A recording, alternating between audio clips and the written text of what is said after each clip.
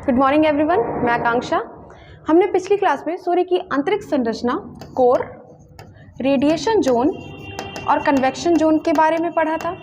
इसके साथ ही हमने सूर्य की एक अन्य प्रॉपर्टी सोलर फ्लेयर अर्थात सौर पवनों के बारे में भी पढ़ा था, जिसके अंतर्गत हमने देखा था कि अरोरा क्या होते हैं, अरोरा ऑस्ट्रेलिस क्या है, अरोरा बोरियोलिस क्या है, ठीक है, कोरोनल मास इजेक्शन क्या है इत्यादि।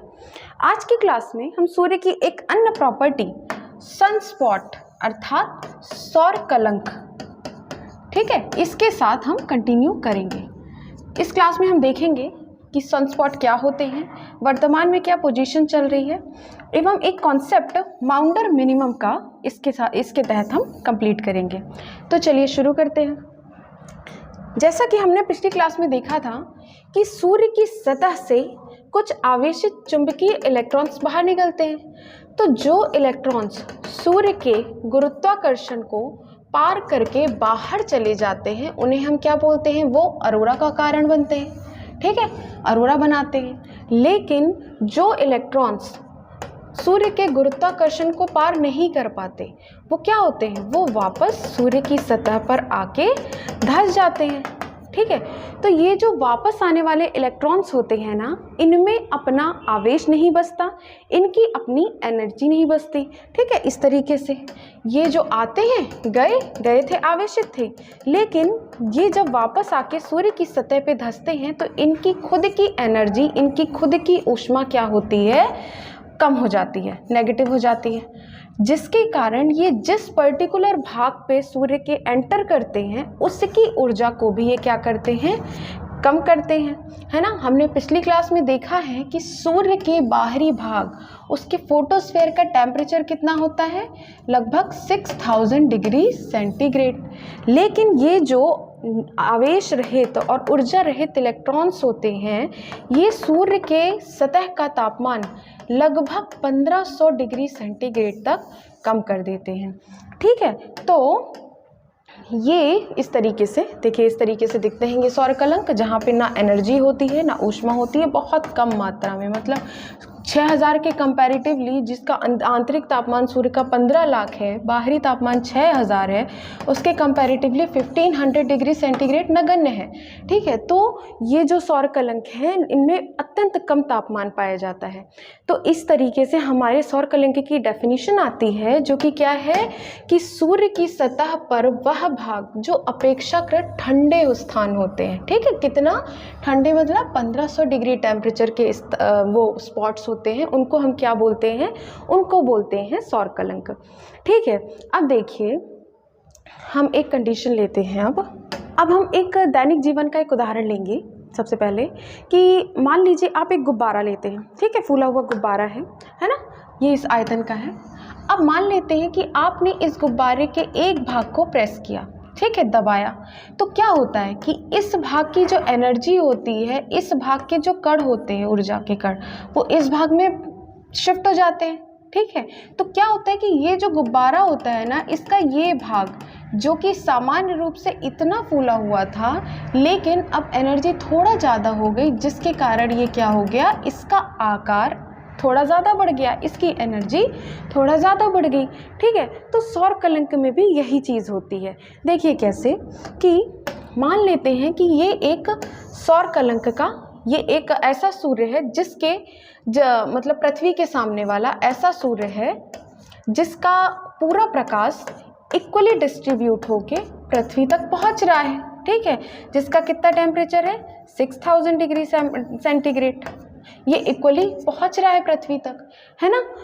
लेकिन एक दूसरा सूर्य है जिसकी सतह पर, जो पृथ्वी के सामने वाली सतह है, इस पर काफ़ी ज़्यादा मात्रा पे क्या है, सनस्पॉट है, सौर कलंक है ना।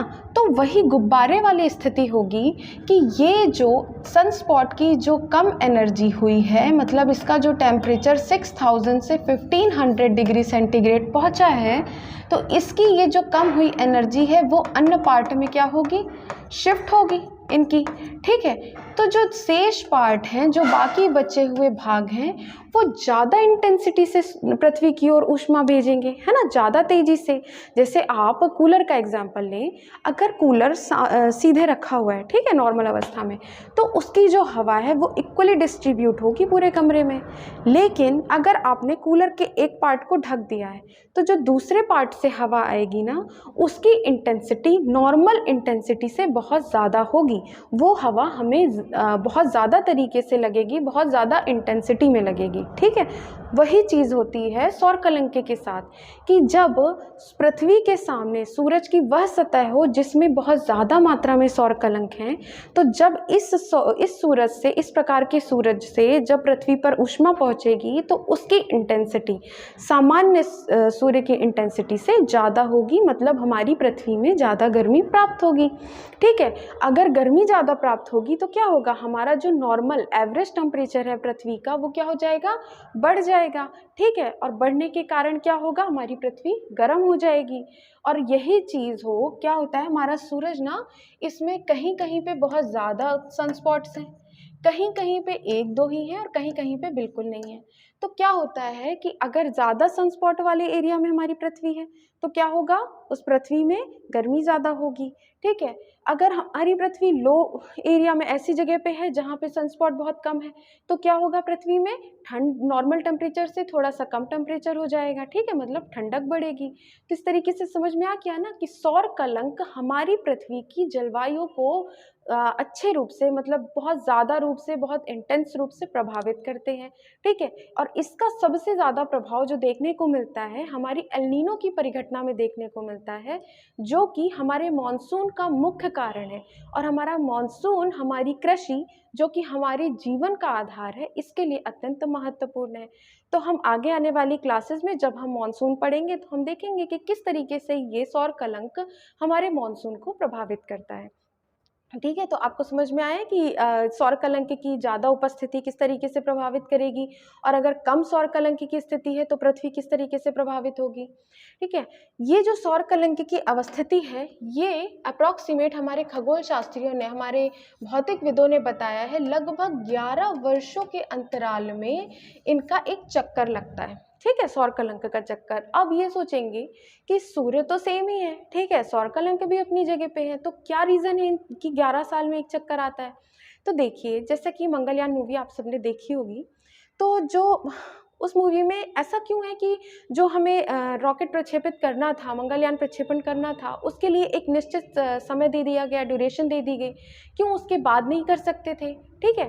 तो इसका रीज़न क्या होता है कि अगर हमें पृथ्वी से ब्रह्मांड की ओर कोई भी पिंड को भेजना है तो उसके लिए एक निश्चित एंगल होना चाहिए, एक निश्चित ड्यूरेशन होनी चाहिए, ठीक है। यही चीज़ अप्लाई होती है जो आकाशीय पिंड से हमारी पृथ्वी में जो भी चीज़ें आती हैं, किरणें आती हैं, उनके लिए भी, कि वो एक निश्चित ड्यूरेशन में और एक निश्चित एंगल के साथ ही अंदर आ सकती हैं। क्यों? क्योंकि पृथ्वी हमारी सूर्य का चक्कर लगा रही है, और इसके साथ ही साथ सूर्य भी अपनी मंदाकिनी का चक्कर लगा रहा है, ठीक है। तो चक्कर लगाती हुई वस्तुएं, ये तीनों पिंड चक्कर लगा रहे हैं, सॉरी, दोनों पिंड चक्कर लगा रहे हैं, तो ऑब्वियस सी बात है ना, ये एक निश्चित ड्यूरेशन ही आएगा जब ये इस कंडीशन में होंगे कि उनका, दोनों का, सूर्य और पृथ्वी का आपस में कनेक्शन बैठेगा, और जो हमारा सौर कलंक वाला जो भाग है, सनस्पॉट वाली जो घटना है, वो हमारी पृथ्वी में अफेक्टिवली होगी। इस वजह से कहा जाता है कि 11 वर्षों के अंतराल में, ये औसत निकाला गया है कि 11 वर्षों के अंतराल में ही सौर कलंक की परिघटना प्रभावी होती है।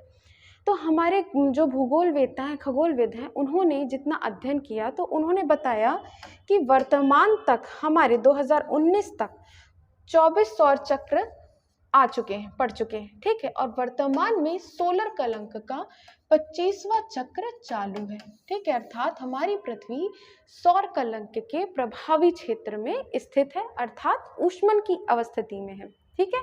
मतलब ज़्यादा हमारी पृथ्वी का इस वक्त, जो इस सदी में, इस दशक में जो हमारी पृथ्वी का टेम्परेचर है वो कंपैरेटिवली हाई होगा, ठीक है। तो ये चीज़ें आपको क्लियर हुई। चलिए, अब हम हमने एक डिस्कस किया था माउंटर मिनिमम, ठीक है, तो हम इसको देखते हैं क्या होता है माउंटर मिनिमम। तो जैसा कि हमने इसकी डेफिनेशन देखिए कि जब न्यूनतम सौर कलंक सक्रियता की अवधि दीर्घ काल तक रहती है तो इसे हम माउंटर मिनिमम कहते हैं। इसका अर्थ ये है कि जब सूर्य की वह सतह पृथ्वी के सामने होती है जिस सतह में सूर्य में न्यूनतम सौर कलंक होते हैं। क्या होते हैं? न्यूनतम सौर कलंक होते हैं पृथ्वी के सामने। ये अवस्थिति अगर लंबे टाइम तक होती है तो इसको हम क्या कहते हैं? माउंटर मिनिमम। ये अवस्थिति कब आई थी? 1645 से 1715, अर्थात 70 वर्षों तक ये अवस्थिति हमें प्राप्त हुई थी माउंटर मिनिमम की। ठीक है, तो हमने देखा ना कि अगर माउंटर मिनिमम, अगर सौर कलंक मिनिमम है, कम है, तो क्या होगा? हमारी धरती का जो टेम्परेचर है वो कंपैरेटिवली क्या होगा? लो होगा, मतलब शीतकाल की दशा होगी, है ना, ठंड पड़ेगी। तो इतने टाइम तक ये जो माउंटर मिनिमम की अवस्था होती है, ये हमारे वायुमंडल के शीतलन की दशा होती है ना। और इसके अगर अपोजिट जाएंगे तो वो हमारी ऊष्मन की दशा होगी पृथ्वी की। तो इस तरीके से हमें समझ में आया कि किस प्रकार से सौर कलंक हमारी पृथ्वी की जलवायु को प्रभावित करते हैं। ठीक है, हमने देखा कि क्या होते हैं सौर कलंक, किस तरीके से इनका 11 वर्षों का अंतराल होता है। ठीक है, किस तरीके से ये हमारी पृथ्वी को गर्म तथा ठंडा करते हैं, माउंटर मिनिमम क्या होता है। आई होप आपको ये सारी चीज़ें अच्छे से क्लियर हुई होंगी। इसी के साथ लेक्चर खत्म होता है। Thank you so much.